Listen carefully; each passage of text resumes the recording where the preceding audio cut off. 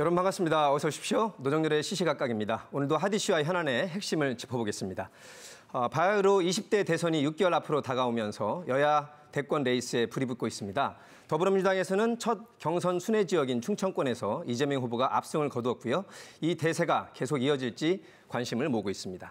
야당인 국민의힘에서는 역선택 방지 조항을 넣지 않기로 결정하면서 경선 일정에 탄력이 붙고 있습니다. 이른바 윤석열 대세론이 이어질지가 역시 관전 포인트입니다. 중요 선거에서 캐스팅 보트 역할을 자임해온 충청의 역할, 그 충청의 민심이 어느 정도인지 가늠을 해보고 우리 지역 발전을 위한 이슈가 어떻게 하면 대선 공약에 반영될 수 있을지 이분들과 함께 집중 토론해 보겠습니다. 더불어민주당의 황운하 의원과 함께합니다. 네, 안녕하세요. 어서 오십시오. 국민의힘 대전시당 양홍규 위원장과 함께합니다. 네, 안녕하세요. 반갑습니다. 반갑습니다. 대전대학교 윤대엽 교수와 함께합니다. 네, 안녕하십니까? 세 분의 좋은 말씀 기대를 하고요. 먼저 관련 주제 영상으로 안내합니다. 20대 대선이 6개월 앞으로 다가온 가운데 각 당의 경선도 본격화하고 있습니다. 더불어민주당의 경우 대선 경선 출발지인 충청권에서 이재명 경기지사가 과반 득표로 압승을 거두며 이른바 대세론에 불을 붙였습니다. 충청권 전체 득표율은 54.72%로 28.19%에 그쳐 2위에 오른 이낙연 전 대표와 20%포인트 이상 격차를 크게 벌렸습니다. 제게 주어진 역할을 성실하게 수행하고 작은 성과들이나마 많이 만들어서 그 점에 대한 저는 포상이다, 격려다 이렇게 생각하고 상당한 조직력을 충청에서 가동하며 접전을 펼칠 것으로 기대했던 이낙연 전 대표는 추격의 발판을 얻지 못했습니다. 현 정부에서 현안 사업의 추진이 기대에 미치지 못했다는 지역의 평가가 추진력을 앞세운 후보로 쏠렸다는 분석입니다. 좀 지지부진하고 또 법 통과 문제도 시원하게 되지 않다 보니까 이런 것들을 시원하게 해줄 수 있는 후보를 찾는 것 같고. 충청권에서 드러난 이재명 대세론이 남은 경선에서 이어질 거라는 전망도 있지만 전체로 보면 비중이 작아 변수도 상당합니다. 여론조사 역선택 방지 조항을 놓고 내용을 겪던 국민의힘도 이 조항을 도입하지 않기로 결정하면서 경선 일정이 탄력을 받고 있습니다. 지난주 진중권 전 동양대 교수 등을 면접관으로 섭외해 12명의 후보를 대상으로 국민 시그널 면접을 진행한 국민의힘은 오는 15일 1차 컷오프를 통해 8명을 선출합니다. 이어 다음 달 8일 2차 컷오프로 4명으로 압축한 뒤 오는 11월 5일 대선 후보를 확정할 예정입니다. 윤석열 대세론이 이어질지 홍준표, 유승민 등 올드보이들의 반격이 이루어질지 관전 포인트입니다. 시시각각 김지훈입니다. 네, 화면을 보셔서 이해에 도움이 되셨길 바랍니다. 사실 민주당의 국민 경선은 밑에 제주 지역부터 이렇게 올라왔었는데 이번에 처음으로 한반도의 중심인 충청 지역에서 첫 결전이 이루어졌습니다. 이재명 지사가 54.72%, 그리고 이낙연 전 대표는 28.19%, 대전, 세종, 충남, 충북 4지역의 합산 결과입니다. 이재명 지사가 2위와 거의 더블 스코어의 압승을 거뒀는데요. 이런 결과를 어떻게 보시는지 세 분께 먼저 여쭤보겠습니다. 먼저 민주당의 황 의원님 어떻게 보셨나요? 네, 지금 말씀하신 것처럼 과거에는 제주도에서 시작을 해서 영남으로 올라와서 호남 갔다가 이제 마지막에 서울에서 대미를 장식하는 이런 방식 진행했었는데 이번에는 충청에서 시작했습니다. 그런데 이제 첫 경선 출발지가 충청이라는 의미도 있지만 역대 선거에서 충청의 민심이 민심의 바로미터였다. 또는 캐스팅 보트 역할을 해왔다. 이런 평가가 있기 때문에 모든 분들이 이제 충청에서의 이번 그 첫 번째 순회 경선 결과에 굉장한 의미를 부여하고 주목을 했었죠. 네. 그런데 이 순회 경선 결과 발표되기 전까지 여론조사를 보면 1, 2위 간의 격차가 가장 좁게 나타난 곳이, 적게 나타난 곳이 충청이었습니다. 또 이번에 이제 투표를 한 곳은 한 분들은 권리당원과 대의원들이거든요. 네. 즉 조직력의 영향을 많이 받는 분들, 이런 분들이고 이른바 당심의 영향을 받는 분들. 그래서 정당 생활을 가장 적게 하고 또 국회의원을 한 번도 해본 적이 없어서 당내 기반이 취약한 그 이재명 후보한테는 이 권리당원과 대의원 표에서는 굉장히 불리한 여건이라 봐야 되거든요. 더구나 충청이 가장 1, 2위 간의 이제 여론조사에서 나타난 격차가 가장 좁았기 때문에 그래서 40%만 득표해도 성공이다 이렇게 예상을 했었죠. 네. 예. 그런데 이재명 캠프 이제 전략팀에서 그렇게 분석을 했었습니다. 네. 그런데 이제 예상 밖으로 54.7% 정도의 높은 득표를 보이면서 의외의 결과를 얻었다라고 이렇게 보고 있고요. 이에 대한 그 원인 분석은 뭐 또 차차 말씀드릴 기회가 있겠습니다만 크게 보면 이번에 이제 그 민주당 지지자들인 권리당원과 대의원들이 생각할 때 일단 내년 본선이 굉장히 어려운 그 본선으로 보거든요. 누가 나오든 51대 49 정도의 게임 아니겠느냐 이렇게 보는데 네. 그러다 보니까 이제 본선 경쟁력이 그래도 좀 좋은 분 이분에게 좀 밀어주자는 분위기가 하나 있었던 거 하고 또 하나는 아까 그 최우택 교수도 말씀하신 것 같은데 좀 추진력, 결단력, 실천력, 성과 이런 걸 통해서 어떤 그것이 입증되거나 검증된 그 후보에 대한 신뢰를 보여주지 않은 게 아닌가 네. 이렇게 분석하고 있습니다. 예, 차차 더 말씀 나눌 기회가 있을 것 같습니다. 총평을 해주셨고요. 우리 또 반대 입장일 수 있습니다. 양 위원장님은 어떻게 보셨는지요? 네, 그 충청권에서 54% 과반 이상의 표를 받은 거를 보고 저도 깜짝 놀랐습니다. 네. 사실 그 문재인 정부의 사실 실세라고 할 수 있는 전 총리, 전 장관 전부 총출동한 선거였거든요. 그런데 거기서 과반을 넘어섰고 나머지 후보들 다 합쳐도 못 이기는 그런 결과더라고요.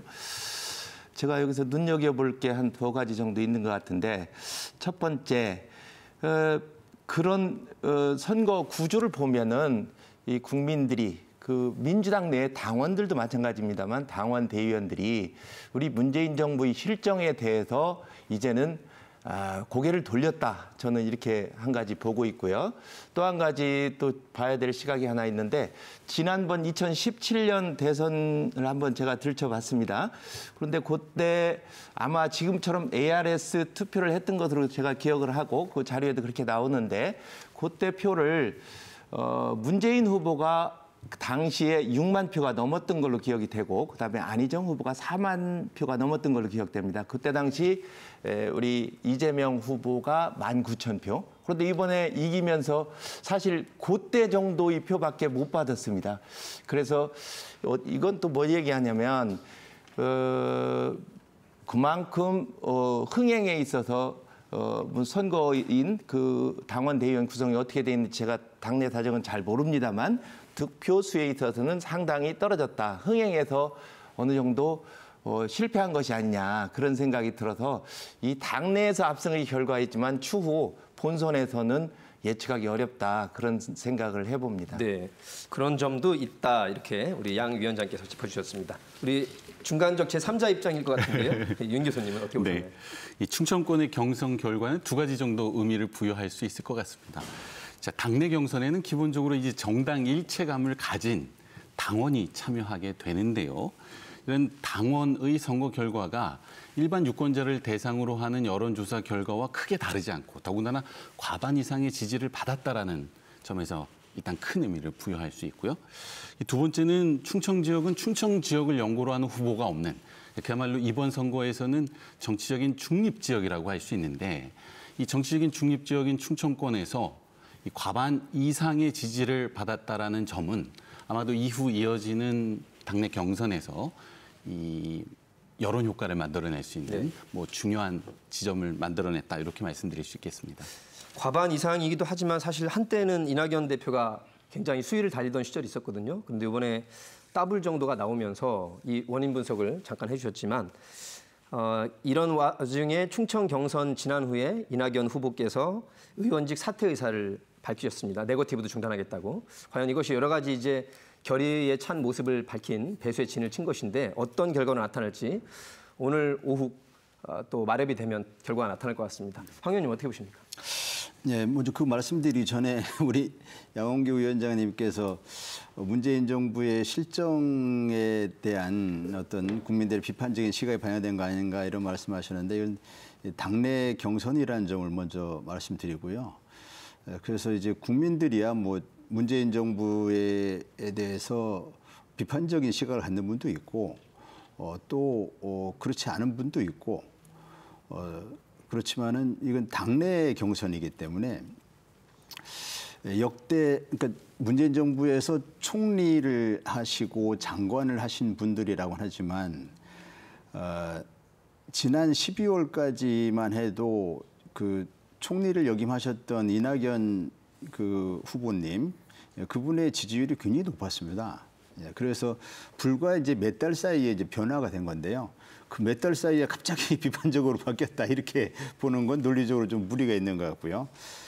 그다음에 이제 투표율이 낮다 이렇게 말씀하셨는데 대전 충청의 투표율이 현재 그 진행되고 있는 그러니까 그 대구 경북 이제 그것도 끝났겠네요. 오늘까지는 진행이 되겠습니다. 네. 12일 오늘까지는 그 거는 ARS로 투표를 할 수 있는데 대구, 경북 또 강원 이곳에서의 투표율은 70%를 넘는 투표를 나타내고 있습니다. 즉 충청에서만 지금 낮게 나타나고 있거든요. 이것은 여러 가지 그 분석하는 시각이 있을 수 있습니다. 그래서 전반적으로 이 투표율이 낮은 것을 역시 이제 이 지역의 문제로 조금 봐야 될지 이건 좀 분석이 필요합니다. 예. 아까 양 위원장님 지적하신 것은 지난번 2017년 때와 비교한 절대 표수를 얘기하신 것이죠. 그렇습니다. 그래서 혹시 흥행이 안 된 것이냐지 예. 투표율 쪽보다는 투표수 그죠? 그렇습니다. 네, 알겠습니다. 예. 이낙연 후보의 행보에 대한 좀 평가를 부탁드립니다. 이낙연 후보님이 이제 사퇴를 하시고 그에 대해서 당내에서 그 또한 네거티브 아니냐라고 하는 그런 그 시각도 있습니다만 저는 그렇게 보지 않습니다. 이번에 사퇴하신 데 대해서는 그 진정성 있는 결단이다. 저는 그렇게 보고요. 이후에 이것이 이제 그 경선 판도에 어떤 영향을 끼칠지는 좀 예의주시해야 된다 보고요. 특히 광주 전남에서의 표심에 어떤 영향을 줄지. 예. 광주 전남의 대의원들이 권리당원들이 많거든요. 이분들이 이낙연 후보의 사퇴에 대해서 어떤 입장을 보일지 이제 좀 지켜봐야 될 것 같습니다. 알겠습니다. 일단 저는 그 사퇴 자체에 대해서는 진정성 있는 그런 태도라고 보고 있습니다. 네, 양 위원장님은? 네, 지금 황 의원님께서 말씀을 하셨습니다만 제가 지적한 거는 아무래도 문재인 정부 그리고 민주당의 당내 입지를 가진 세 분이 비교적 저희들이 판단할 때는 입지가 약해 보이는 이재명 후보에게 셋이 합친 수치도 못 따라갔다는 거죠. 저희 충청권에서. 그런 면에서 문재인 정부의 실정에 대한 당내에서 이 비판이 아닌가 하는 저희 나름대로의 시각이었던 것이고요. 지금 이낙연 후보, 마찬가지로 정세균 후보 등 어찌 보면 경륜이나 당의 입지에서 아주 단단한 입지를 가지신 분들이 선거에서 지금 고전을 하고 있다는 거죠. 그래서 제가 아까도 말씀드렸지만 이것은 결론적으로 문재인 정부의 실정에 대한 국민적인 반감의 반영이다. 저는 이렇게 말씀드리고요. 이낙연 후보님 같은 경우는 뭐 네거티브의 실패다 그렇게 보는 시각도 있습니다만 최근에 그 언론재갈법이라고 불리는 언론중재법에 대해서 적극적으로 찬성하는 태도를 취하고 계셔요. 굉장히 언론에서 안 좋은 그런 반향을 일으키고 있죠. 그리고 조국 사건 등 국민적 분노를 일으키는 사건에 대해서 아주 전향적인 태도, 특히 가족들에 대한 애처로움 또는 조국에 대해서 마치 놔달라는 그런 태도를 보이셨기 때문에 그런 것들에 대한 국민적 반감이 반영된 것이 아닌가 저는 개인적으로 그렇게 생각합니다. 한 가지만 여쭙겠습니다. 네. 이재명 지사는 지금 말씀하신 사안에 대해서는 더 선명한 입장이 아니었다고 보시는 건가요? 애매한 태도를 취하고 있다. 저는 그렇게 보고 있습니다. 또 한 가지 지금 말씀하신 장차관 총리를 거치신 주류에 비해서 예. 변방의 장수가 지금 일종의 반란을 일으킨다고 보시는 것이 그렇게 보고 있습니다. 당심에서는 문재인 정부의 실정이라고 보셨는데 예. 객관적으로 보면 역대 대통령 가운데 5년 차에 40%가 6개월 동안 넘는 후보가 대통령이 없었는데 그건 또 어떻게 보시나요? 글쎄요. 그 대통령 지지율이 40%를 넘지만 50%를 넘지 않지 않습니까? 그리고 정권 교체의 열망 이거에 대해서 50% 이상이 나오는 걸로 제가 언론에서 봤거든요. 알겠습니다. 그렇게 본다면 그건 문재인 시간 정부에 대한 관계상 평가. 역대 예. 대통령으로만 말씀을 드렸습니다. 예, 예. 제가 진행하는 입장이라서. 자, 열띤 토론을 보셨는데 윤 교수님 정리해 주시죠. 자, 이낙연 후보의 선거 전략과 관련된 쟁점은 이 불과 2, 3년 전에 말씀하신 대로 이 여러 유력한 후보자들 가운데 가장 지지도가 높았던 이낙연 후보의 지지세가 왜 바뀌었는가 이 쟁점으로부터 시작해야 될 것 같습니다. 이제 2019년 후반기인데요. 당시 10여 명의 유력 후보들 가운데 여론조사 기관을 불문하고 이낙연 후보는 20% 이상의 지지를 받았고 당시 이재명 후보는 6에서 8% 사이의 지지를 받았는데 왜 지지율이 역전되었는가? 이거는 정치 상황이라는 조건에 가장 중요한 것 같습니다. 집권 여당의 지지율이 하락하고 있고요. 코로나 위기나 또 여러 가지 사회 경제적인 위기 쟁점이 부각되고 있고 더군다나 여당에서 이 유력 후보의 지지율이 상승하는 이 위기 상황에서 이 당원들의 지지는 뭔가 안정적인 관리형 리더보다는 강력한 돌파형 리더의 이미지를 원하는 것이 아닌가. 그것이 표심으로 나타난 것이라고 생각이 되고요. 그런 맥락에서 본다면 이재명 후보는 경선 과정에서도 지속적으로 여러 가지 쟁점이 되는 이제 정책 공약들을 제시했음에도 불구하고 이 인물 검증과 관련된 쟁점에 좀 집착한 이낙연 후보의 선거 전략이 뭐 표심으로 반영되지 않았는가 이렇게 생각할 수 있을 것 같습니다. 자, 이제 국민의힘으로 가보겠습니다.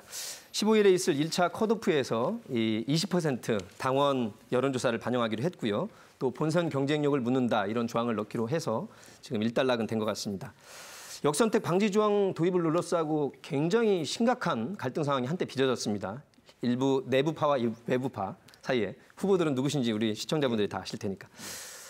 이 논란을 종결한 중재안이 잘 도출됐다고 보시는지요? 일단 그 경선 룰을 두고 국민의힘에서 일단 1, 2, 3차 경선을 거쳐서 국민 당원 비율을 8대2, 7대3, 5대5로 하는 룰에 일단 합의를 했습니다. 예. 그다음에 마지막 최종 경선에서는 일반 국민 50% 상대의 여론조사 시에 역선택 방지 조항을 이제 조율하고 있는 단계다. 아직 최고위원회 통과가 안 됐기 때문에 정확하게 확정은 안 된 단계로 제가 파악을 하고 있습니다. 그런데 참 저도 참 오면서 공부를 했습니다만 참 민주당도 어렵고 우리 당도 이 경선들이 굉장히 어렵더라고요. 근데 지금 여하튼 후보별로 현재 기존에 나온 여론조사를 토대로 해서 유리한 쪽으로 룰을 좀 갖고 싶어 하는 게 당연지사겠죠. 인지당정이겠죠. 그런데 누구나 이렇게 만족하는 룰을 만들 수는 없다고 생각합니다.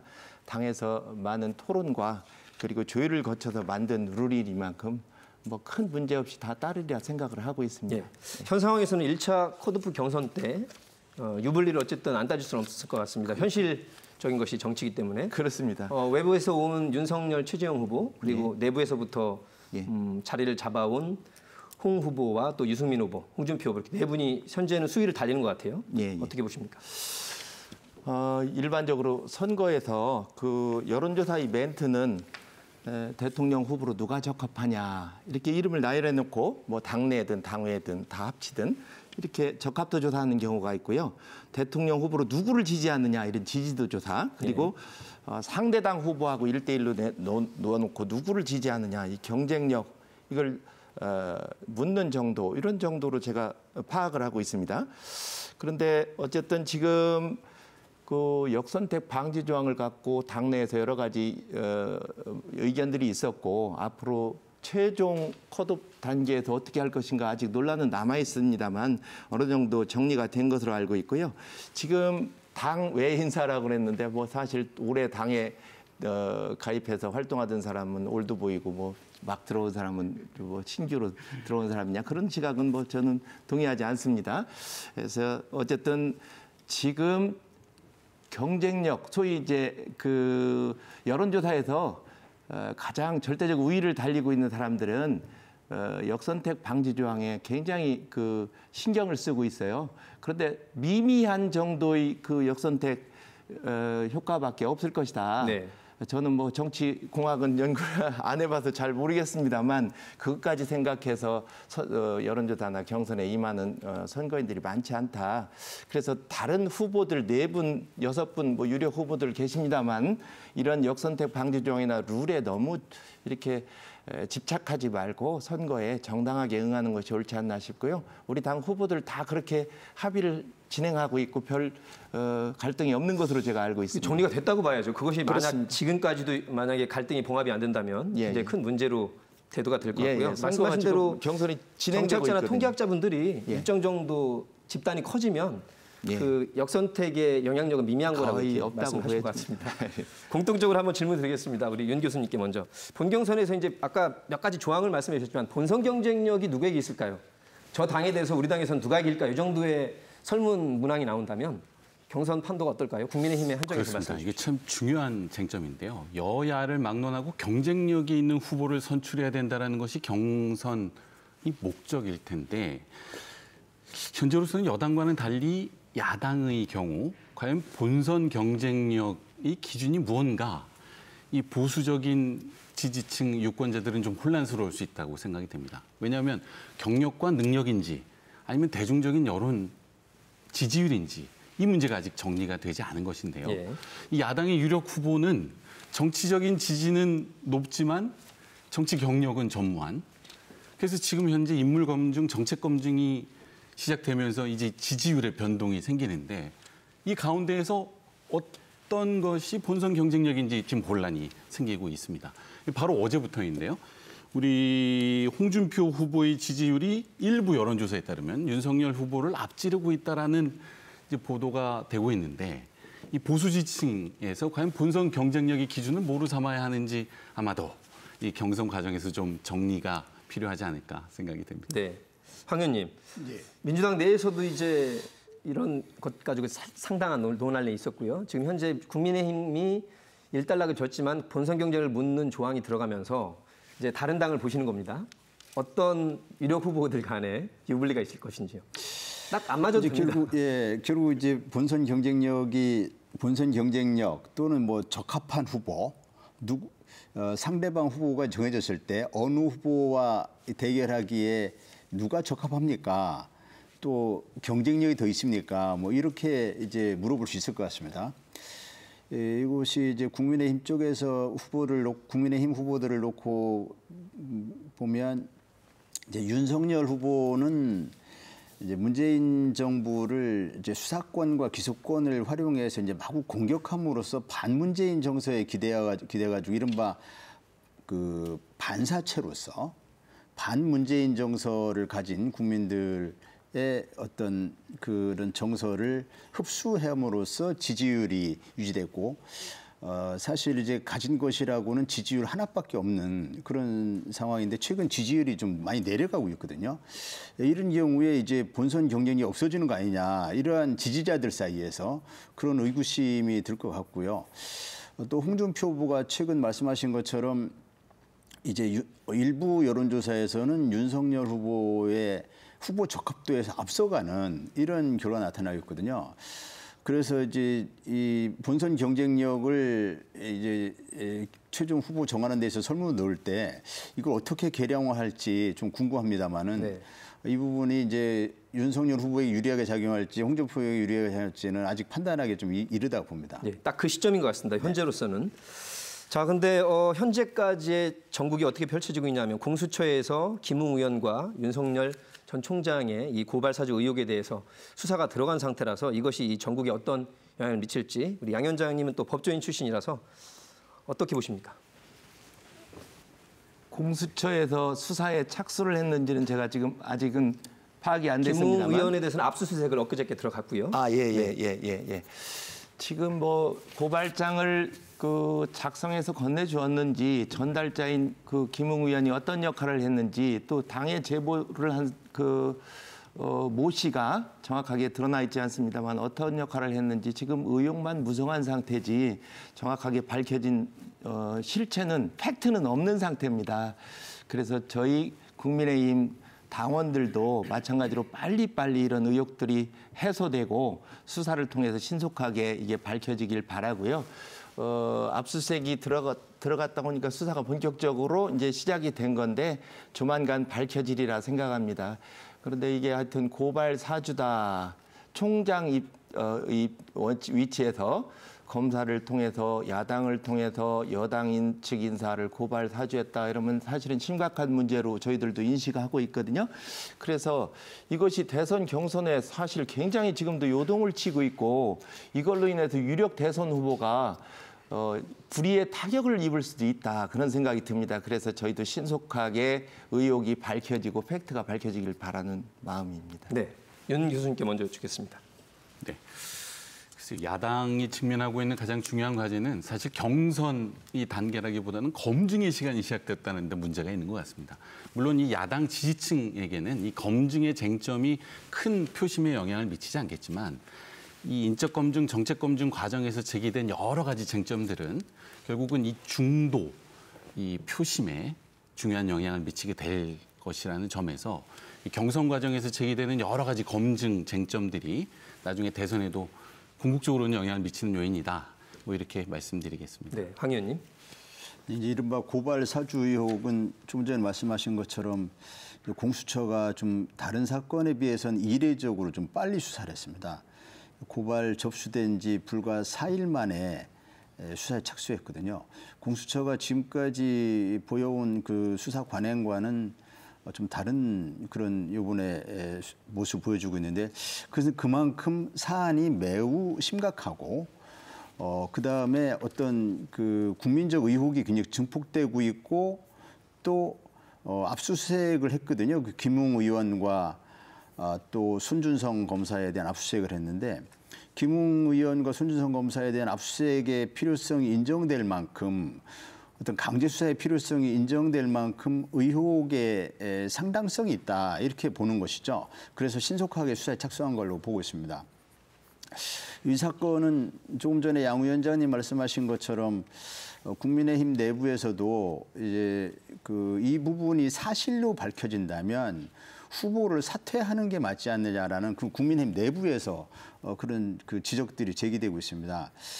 왜냐하면 양 위원장님도 그 매우 심각한 사안이라고 사실임을 전제로 사실이라면 검찰은 수사기관이지 않습니까? 고발을 받아가지고 그 고발이 맞는지를 수사를 통해서 확인해 가는 과정인데 본인이 고발장을 써가지고 주면서 이걸 고발하라고 하면은 이것은 이제 전형적인 공작이 되지 않습니까?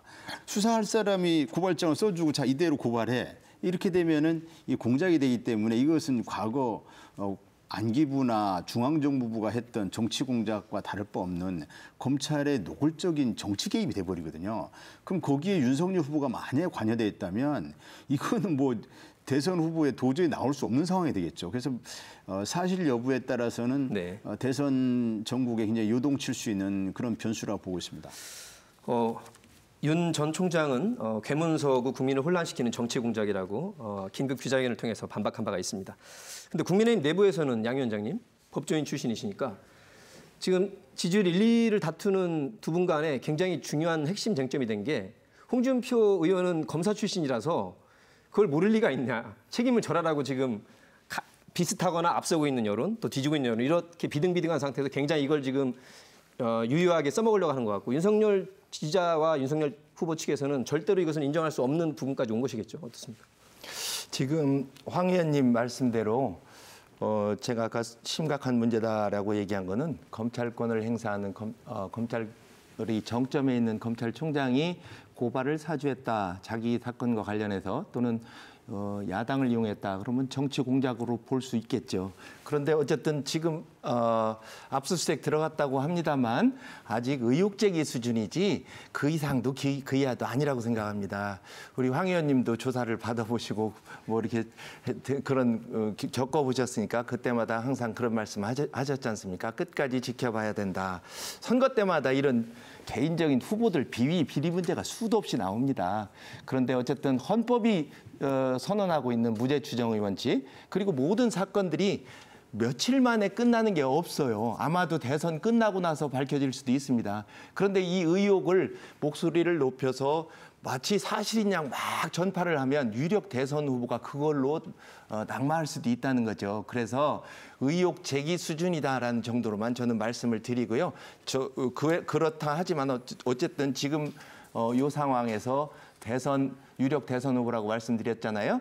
그러니까 더 신속하게 사실관계를 밝혀서 의혹을 낱낱이 밝히길 바라는 마음입니다. 네, 예. 여야 경선의 관전 포인트를 짚어보겠습니다.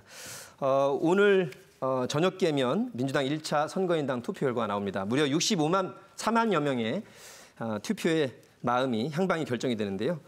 슈퍼위크라고 불리고 있습니다. 일단 지난주에 이 충청권의 충심은 이재명 후보를 더블 스코어로 1위로 올려놓았습니다. 이 추세가 계속될 걸로 보는지요, 우리 양 의원님? 네, 저는 오늘 이제 있을 그 1차 슈퍼위크 이게 전체 선거인단 규모의 약 한 3분의 1쯤 됩니다.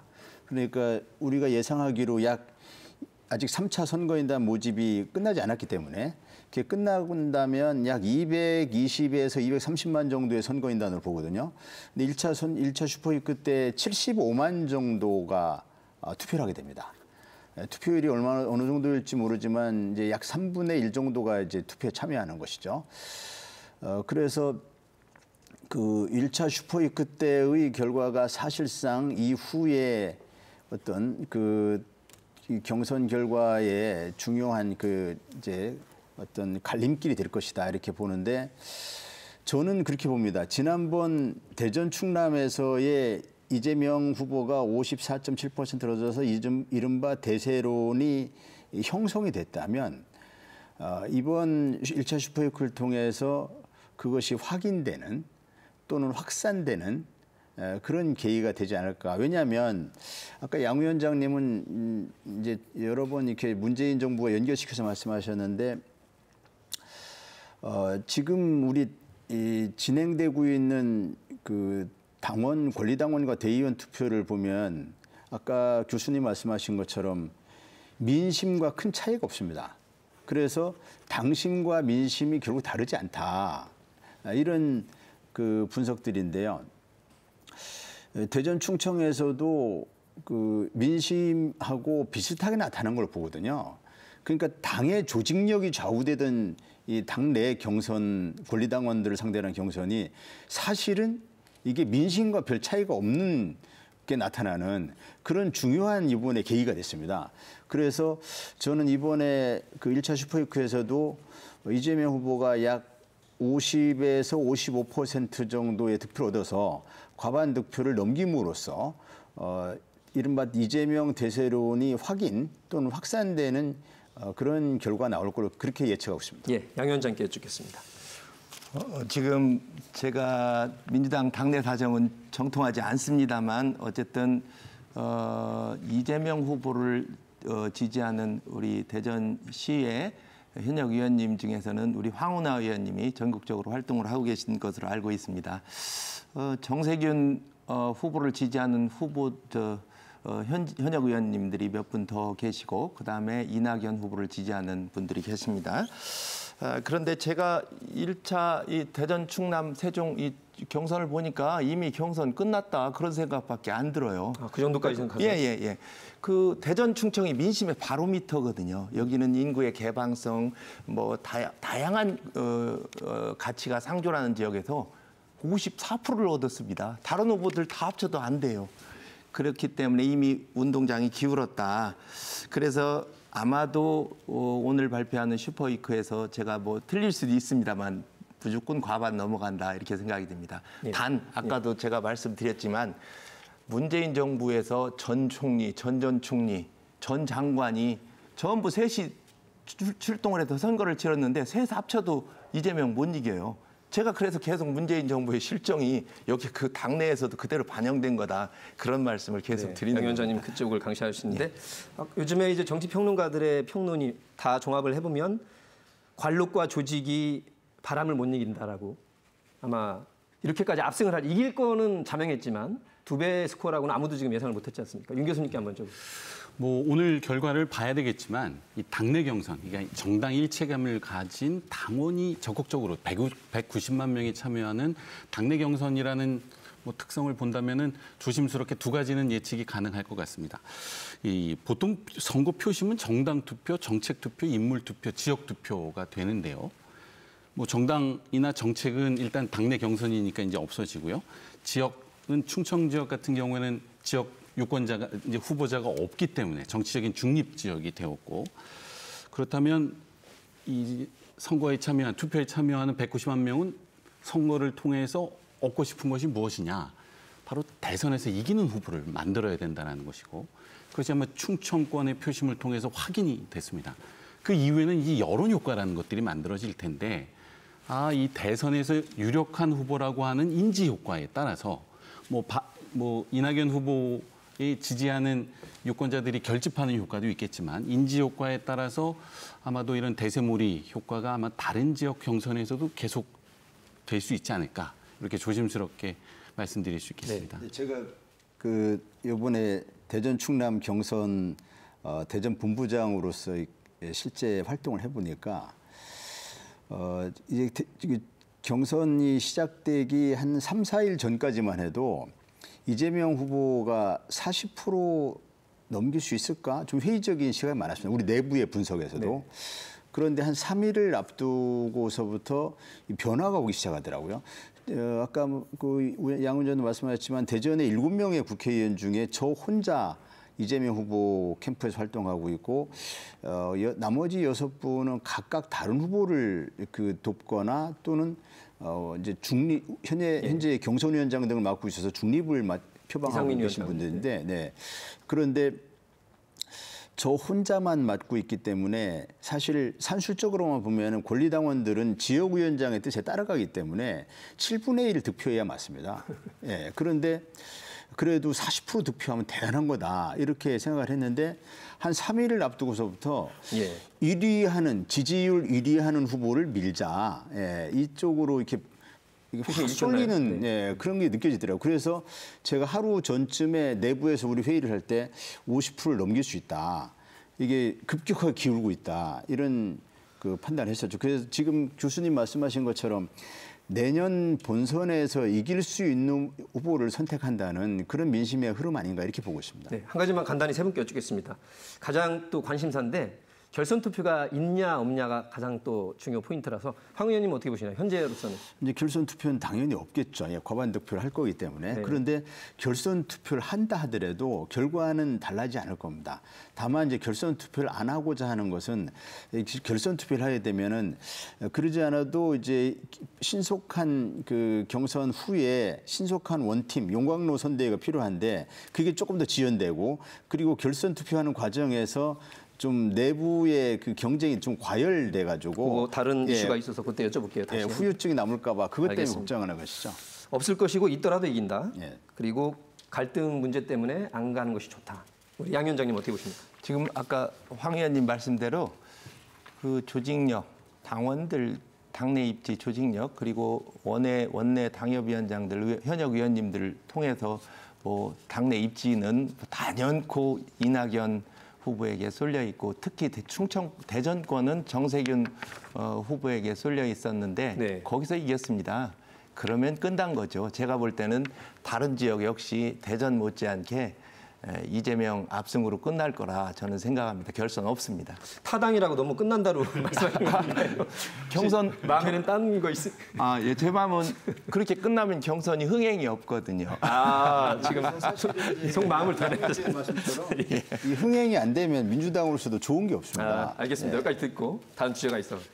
이 여론 효과의 측면에서 본다면 압도적인 후보를 배출하는 것이 훨씬 더 이익이 될 것이고요. 더군다나 결선 투표 과정에서 부정적인 쟁점들이 제기된다면 중도층에게 또 부정적인 영향을 미치기 때문에 이번에 과반수 득표하는 것이 아마 당 내에서도 아마 목표가 아닐까 그렇게 생각이 듭니다. 네, 이제 국민의힘으로 가보겠습니다. 지난 7일 날 12명의 후보들께서 정책 공약 발표를 했습니다. 당내 자체 평가는 어땠는지 한번 여쭙겠습니다. 먼저. 정견 발표회를 했다고 해서 저도 여기 시당위원장입니다만은 정견 발표를 못 봤어요. 그 이후에 언론에 이렇게 나온 걸 보니까 조금 학예 수준이다 이렇게 폄훼하는 그런 토론 형식이 아니기 때문에 어쩔 수 없는 한계이기도 한데요. 예. 그러니까 12명을 모아놓고 발표를 하고 질의응답을 했으니 거기서 실질적인 발표하고 질의응답이 되겠습니까? 선거를 치러본 사람 다 알지만 방송 토론에 나와서도 정해진 시간에 이야기하다 보면 할 얘기 다 놓치고 엉뚱한 소리 하다가 시간 다 지납니다. 그래서 별 의미가 없다. 그런데 저희 혹시 8일, 9일에 실시된 저희 당의 공개 면접. 네, 아주 열띤 호흡 속에 진보 논객 진중권 교수하고 다른 두 분이 나와서 그 명쾌한 질문을 하고 후보들에게 진솔한 답변을 요구하는 그런 모습을 제가 지켜보면서 이것이 바로 국민들이 원하는 국민 면접이고 공개 어떤 면접이구나. 그런 생각이 들고요. 거기서 저희들은 아마도 많은 흥행을 했으리라 생각이 되고, 그리고 많은 국민들이 시청을 계속 재시청도 하고 있습니다. 혹시 민주당에서도 혹시 그 전원책 변호사 같은 그 보수 논객을 초청해서 그런 공개 면접 한번 해보는 게 어떤가 그런 제안도 해봅니다. 네, 아이들은 잘 들었고요. 일단 유 교수님 어떻게 보셨나요? 저 어제 국민의힘의 이 면접 평가를 보면서 이 당내 민주주의가 엄청나게 성숙했구나라는 생각을 하게 되었습니다. 보통 선거 전략이라는 것은 약점을 숨기고 장점을 부각해야 하는데 어제 사실상 앞밤 면접을 통해서 정치적인 약점을 드러내는 것, 솔직한 경선이 아마도 당원들에게는 유력한 후보, 선출될 수 있는 후보를 선출하는데 긍정적인 영향을 미칠 것으로 생각이 됩니다. 근데 한편으로는 이 여당과 야당 사이에서 표심을 결정해야 하는 이 중도층의 경우 이 정치적인 약점이 부각되었을 때 과연 어떤 판단을 할지 이런 점은 아마도 나중에 표심 결과로 좀 봐야 될 문제가 될 것 같습니다. 그것까지 다 감안해서 이런 국민 면접관 제도를 했겠죠. 네, 황 의원님. 어저께 그 홍준표 후보가 그 진중권 교수에게 어저께였나요? 며칠 전네요. 며칠 전에 그 골수 좌파 이렇게 표현을 하셨더라고요. 아무튼 그 골수 좌파에 의한을 그 면접관으로 해서 이렇게 공개 면접을 한 것은 저는 국민들에게 상당히 이제 신선하게 보일 수 있고 흥행에 도움이 되리라고 봅니다. 그래서 좋은 아이디어라고 생각하고요. 다만 이제 진중권 교수는 일찍이 이제 반문재인 어떤 그쪽 그 논객으로서 활발하게 활동해 왔기 때문에 그 성향이 진보 성향인 줄 모르겠지만 이제 친정부 성향은 아니죠. 친여가 아니라 그래서 친여 성향은 아닌 분이라고 볼 수 있겠죠. 그래서 아무튼 어떻든지 그 진중권 교수 등 대중들에게 좀 인지도가 있고 또 이념적으로는 진보 진영 쪽에 있는 이런 부분을 이제 면접관으로 해서 이렇게 시도한 것은 좋은 시도라고 저는 보고 있습니다. 네. 자, 이제 각 여야 주요 정당의 경선 과정에서 이제 갈등이 빚어질 거고 어떻게 봉합하느냐의 문제가 중요 이슈로 되는 것 같습니다. 배수의 진까지 치고 이제 이낙연 후보가 의원직 사퇴 카드를 던졌는데 이제 국민들의 선택은 어떻게 될지 지켜보겠지만 결선이 있든 없든 이재명 후보 측과 이낙연 후보 측 간에 혹은 지지자들 간의 이 마음의 빚 또 갈등이 봉합이 돼야 될 텐데요. 어떻게 보십니까? 어떻게 해야 될까요? 지금은 이제 이낙연 후보 지지자들이 일부에서는 이재명 후보를 안 찍고 차라리 홍준표 또는 윤석열 후보를 찍겠다. 이런 여론조사 결과도 상당하더라고요. 그런데 그것은 저는 이렇게 봅니다. 지금은 이제 이낙연 후보가 2위이지 않습니까? 2위이다 보니까 이낙연 후보를 강하게 지지하는 분들 입장에서는 1위인 이재명 후보가 좀 밉겠죠. 굉장히 미울 것 같아요. 그리고 지금은 이제 윤석열 후보라든지 홍준표 후보라든지 이런 분들은 나중 문제고 지금은 이재명 후보가 단지 미울 거란 말이죠. 이재명 후보를 꺾어야 이낙연 후보가 될 테니까. 이재명 후보에 대해서 강한 그 악감정이 감정이입이 많이 된 것 같아요. 그러다 보니까 차라리 야당 후보를 찍겠다라는 반응을 보이지만 이낙연 후보의 지지층들이 정통 민주 진보 진영 쪽 지지자들입니다. 그렇기 때문에 그분들이 실제로 경선이 끝나고 나면 민주 진보 진영이 반드시 내년에 정권을 재창출해야 하고 이른바 국정농단 세력들이 그 귀환하는 그런 그 정권 교체를 명분으로 한 국정농단 세력의 귀환 이것은 막아야겠다라고 하는 그런 목표하에 똘똘 뭉칠 것으로 저는 보고 있습니다. 쪽에다 어필을 하시겠다는 말씀으로 듣겠습니다. 자, 국민의힘은 이제 외부의 힘이든 용병파든 윤석열 후보와 최재형 후보가 있고요. 전 정부의 주요 요직을 했던. 그다음에 원래 정치권에서 오래 몸담았던 홍준표 후보와 유승민 후보, 현재로서는 네 분이 수위를 달리기 때문에 여전히 역선택 조항 가지고도 갈등이 심각하고요. 또 이번에 이제 고발 사주 가지고도 갈등이 상당합니다. 어떻게 봉합이 될 수 있을까요? 또다시 강조하지만 그 윤석열, 최재형 후보 문재인 정부에서 사정기관장을 하시던 분들입니다. 저는 뭐 단연코 이분들은 문재인 정부에서 출마시킨 거다. 저는 그렇게 생각합니다. 그런데 어쨌든 늦게 우리 당에 입당을 해서 후보가 됐습니다만 문재인 정부의 법치 파괴, 실정을 바로잡겠다는 일념은 다 똑같습니다. 갈등이라는 것은 선거 과정에서 서로 검증의 일환으로서 서로 도덕성, 능력, 자격 이런 걸 검증하기 위한 한 과정이지 나는 그걸 갈등이라고 생각을 안 합니다. 예. 특별히 설전이 오고 간 부분도 사실 선거 지나면 자동적으로 다 치유됩니다. 선거 과정에서 얼굴 붉히는 과정들은 선거에 참여하는 후보들 간에는 다 양해되는 내용이라고 생각합니다. 다만 범죄 행위를 구성한다든가 뭐 반사회 질서 행위 정도까지 나갈 정도로 의혹을 근거 없는 의혹을 제기하는 것에 대해서는 경계심을 가져야 된다고 봅니다. 예, 두 분께서 그래도 낙관적이신데 우리나라 정치사에 또 탈당한 사례가 있어가지고 말이죠. 그것까지도 여쭤본 겁니다. 이제 중요한 이슈가 캐스팅 보트를 진 충심을 잡기 위해서 대선에 어떻게 우리의 바램과 충청권의 공약이 담겨져야 될지 좀 핵심적인 걸 세 분께 여쭤보겠습니다. 윤 교수님. 정당 정치에는 여야 구분이 있지만 특히 이번 20대 대선에서 각 후보가 제시하는 정책에는 큰 차이가 없다라는 점에 좀 주목할 필요가 있겠습니다. 네. 정책에 있어서는 회색지대가 만들어진 것인데요. 왜냐하면 여야 정치가 구분되어 있다고 하더라도 실제 우리 사회가 직면하고 있는 위기, 또 해결해야 하는 위기는 공통점이다. 그래서 보시면 알겠지만 여야의 정책 방향성, 그다음에 세부적인 내용에 있어서도 공통점이 많습니다. 특히 이 대전 충남 지역이야말로 이번 20대 대선에서는 정치적인 중립 지역으로 아마 그 색깔이 훨씬 더 분명해졌는데 이 정치적인 갈등보다는 지속 가능성의 무게를 두고 이 지역 발전을 위한 공약들을 발견해내고 뭐 여야 합의를 만들어내는 것 이게 아마 대전 충남 지역이 해야 될 가장 중요한 정치적 과제가 아닐까 생각합니다. 세종시의 행정수도 완성도 포함해서 말씀하시는 거죠? 그렇습니다. 그런 측면 또 뭐 과학기술, 산업발전, 지역발전과 관련된 공약들이 여야가 모두 비슷한 점이 많습니다. 알겠습니다. 네, 황 의원님. 충청권이 역대 대선에서 캐스팅 보트 역할을 해왔다 이렇게 하지만 사실은 이 바꿔서 이야기하면 이 영남과 호남 쪽이 번갈아가면서 또는 영남 쪽이 더 많이 했겠지만 영남, 호남 등에서 이제 계속 대권을 잡고 그 과정에서 이제 충청은 항상 소외되는 것 아닌가, 홀대받는 것 아닌가 하는 그런 이제 충청도민들의 그런 어떤 한이 담겨 있는 표현이죠. 그래서 우리가 그래도 캐스팅 보트를 쥐고 있는 것 아닌가 이렇게 말씀하시면서 역대 대선 때마다 이번에는 우리 충청의 수건이 해결될 수 있을까?